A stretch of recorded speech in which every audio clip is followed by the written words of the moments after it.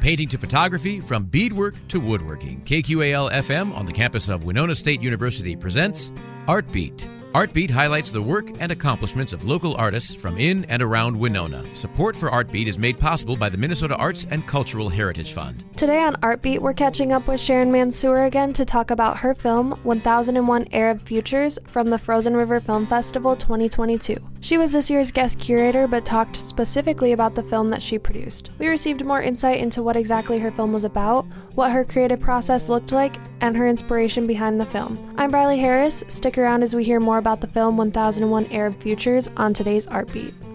So I'm here today with Sharon Mansur, and we are talking about her film, 1001 Arab Futures. How are you doing today, Sharon?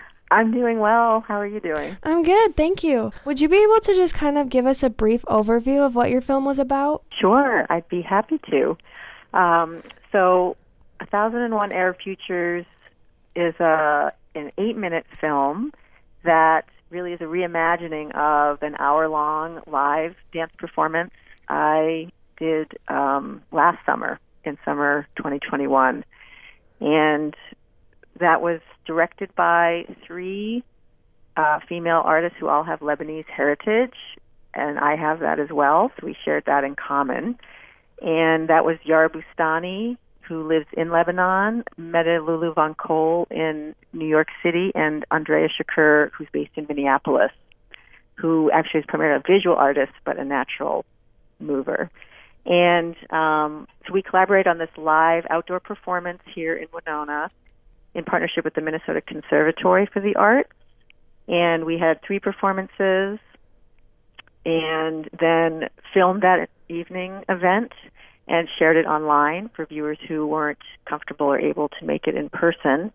And then with Sydney Swanson, my director of photography, we went back to the outdoor green space at the conservatory, and we shot more footage and combined that with some aerial drone footage we had from last summer.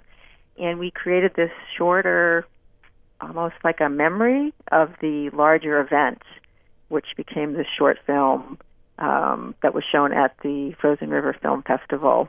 And Woolen Lover is an area sound artist who did the original sound for the live show, and they, again, reimagined, along with us, the sound score for the film.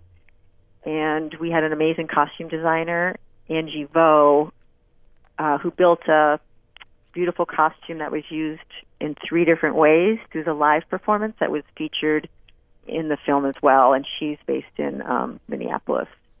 And so you said it was kind of based on a dance that you had done previously? Yeah, so it started out as a live, what we would call a site-specific outdoor performance, and there's a beautiful green space right outside of the Minnesota Conservatory for the Arts. And it was drawing from the Lebanese heritage that the co-directors and I share, and in a broader sense, imagining what could be a future or multiple futures to imagine for the Arab world, for what sometimes is known as the Middle East, sometimes it's more known as the Arab world, or Southwest Asian and North African diaspora, because it also encompasses,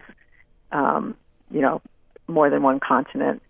And we were thinking in the midst of so much turmoil and change and conflict that to give space to dream about what could be, positive, forward-thinking images, ideas for the homelands we share, for the people, not only in the Arab region, but those who needed to leave the homelands and resettle around the world. So we incorporate a lot of imagery, sounds, stories from family members, and ancestral plants and fabrics, just a real sensory experience to look back in the past, acknowledge where we are now, and then dream ahead and leave space for the audience to also imagine, well, what are we imagining in our futures collectively, not only if you're of Arab heritage, but generally.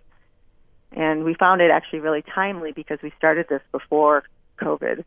So the idea of future, really, I think became in the forefront of so many people's minds worldwide.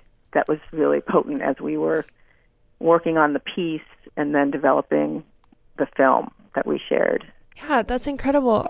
It kind of, I guess you answered a little bit of my next question, but how much time would you say overall that you spent creating this film? Well, it was interesting because the film portion itself was really quick. We worked toward the live performance for about 2 years. We had delays, once COVID started in March 2020, that delayed the timeline to get the performance because people were canceling, in-person events. But luckily, the funding was extended. We had funding from the McKnight Foundation, an incredible family foundation based in Minnesota, and then the Minnesota State Arts Board. So they fortunately carried the funding forward into 2021. So we had actually a really long creative process time, but we also had to cancel most of our in-person rehearsals and work. So the directors were working with me on Zoom. Most of them did not even get to set foot in the outdoor space. They had to look at it through a tiny, through their videos, through my computer screen, and imagine what it would be. So when we had 2 years to work through that and direct me, because I was the only performer out of all the people collaborating. So then that took us from June or fall 2019 to summer 2021. And then we had only until September, from the end of June to beginning of September, to make the film. So shooting the footage took a day to shoot the new footage, but the editing is so time-consuming, and my wonderful videographer and editor collaborator, Sydney, we just had to sit down and do hours and hours over those, that month and a half to winnow all the footage we had, over an hour of an edited online version, and we had over an hour worth of new footage to come to 8 minutes. Was challenging. It was a good challenge. Quick. It was a quick process. Do you, or I guess kind of after creating this film, did you feel there was anything more that you learned after the process was over? Maybe like COVID had some impact on that, but just in general, was there anything more that you learned after creating your film? That's a great question. We haven't had as much time to debrief. We did talk a lot after the live performance last summer. But I think after the film was initially screened up in the Twin Cities at the Cole Center for Dance and Performing Arts in September. And then Sydney and I were commenting on, because we saw the screening at the Frozen River Festival here, and we had not actually watched the film since last September. And it was quite powerful to see all the footage again and recall all the work that was put in by everybody. So as we looked at it and talked about it afterwards, we're so grateful that as a group we had this outlet during what has been such an intense and really challenging time with COVID and all the related, shifts and upheavals, that we had a way to process our emotions and artistically express and connect with other people through the film. I feel that I would love to have an evening where the live performance could be in conversation, be shown with the film somehow, or there'd be some event where people could engage with both and maybe, have more of the collaborating artists in person. That would be, I still haven't met two of the directors in person. So it's interesting that COVID challenged us to work in such new ways. And also, I would love to see if we could, bring things back around, more how we might have originally met, and just look at the two works and see, what we have now after almost 3 years.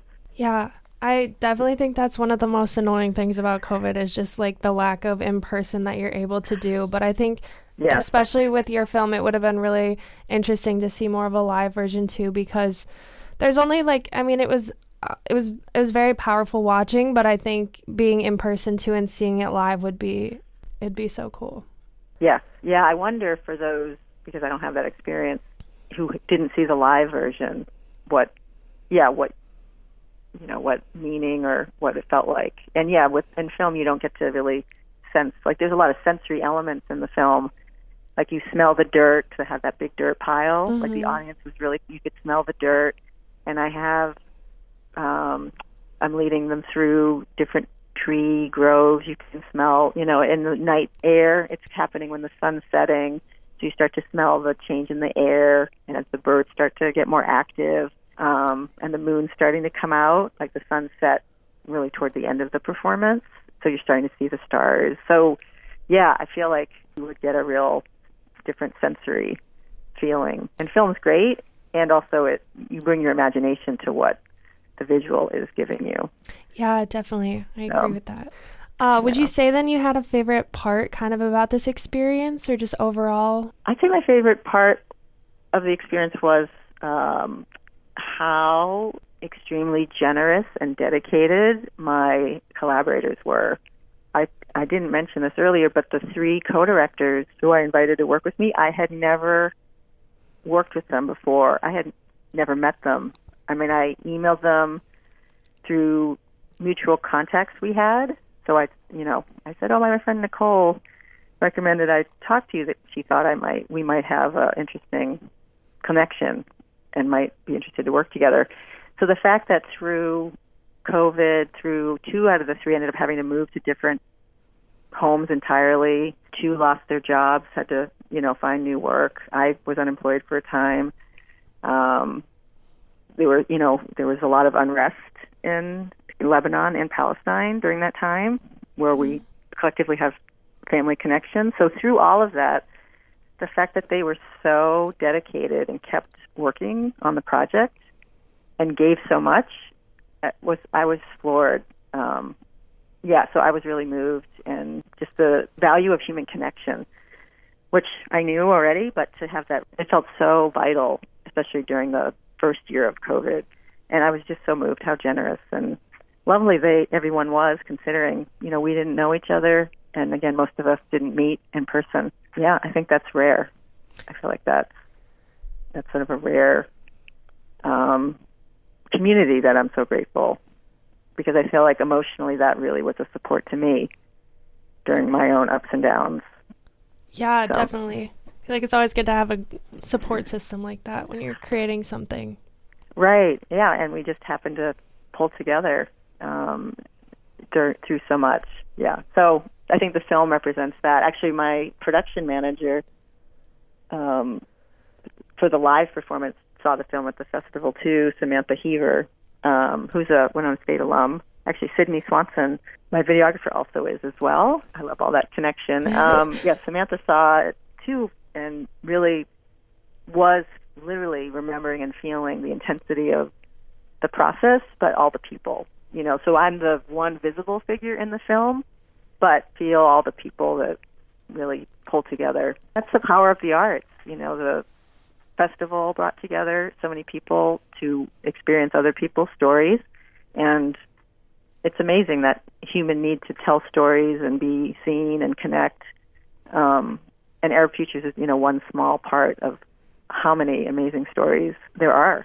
I think that is all the questions that I have. Was there anything else you wanted to add kind of about your film or the festival in general? I don't think so. No. I mean, I appreciate the follow-up, because the festival was such a whirlwind. Yeah. And we talked, before it happened. So it's nice to have another chance to reflect with this focus. So, yeah, I really appreciate your time, with your questions and really following this through. Yeah, thank you so much for taking the time to talk to us. I appreciate it. Sure. Thanks again to Sharon Mansur for joining us today on Artbeat. For more conversations on art, tune into Artbeat Tuesdays at 12:30 right here on 89.5 KQAL. I'm Brylee Harris, and we've just heard about the film 1001 Arab Futures from Sharon Mansur today on Artbeat. Artbeat is written and produced by KQAL FM on the campus of Winona State University. Visit us on the web at kqal.org. artbeat.org.